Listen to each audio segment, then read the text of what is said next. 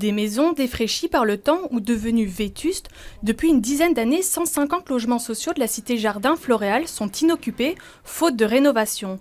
Mais depuis l'année dernière, les choses s'accélèrent enfin. Des travaux ont commencé, des travaux qui réjouissent les habitants du quartier. C'est très bien. Et ça fait longtemps qu'elles auraient dû être faites, de toute manière. Vu le nombre de logements qui étaient inoccupés, presque des taudis. Et ça va apporter certainement dans un quartier comme ceci, c'est typique de Bruxelles, c'est un mélange de gens à la situation sociale complètement différente, etc.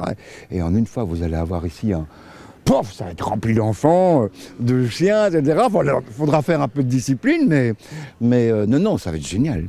Au total, ce sont donc 150 maisons et appartements qui devraient être rénovés. On peut compter en moyenne, vu la taille différente et le nombre de chambres, à peu près 3 personnes et demie en moyenne par logement. Ça ferait à peu près 500 personnes et cela sera certainement une bonne chose pour la commune de Watermael-Boisfort qui est un peu en perte d'habitants. Le Floréal est protégé au patrimoine, un classement qui entraîne de sérieux défis pour les architectes en charge du projet. C'est simplement le respect de de la forme initiale de châssis, donc le profil est exact. Si le bois fait 3 cm d'épaisseur par 2, on doit respecter strictement les sections de bois existantes.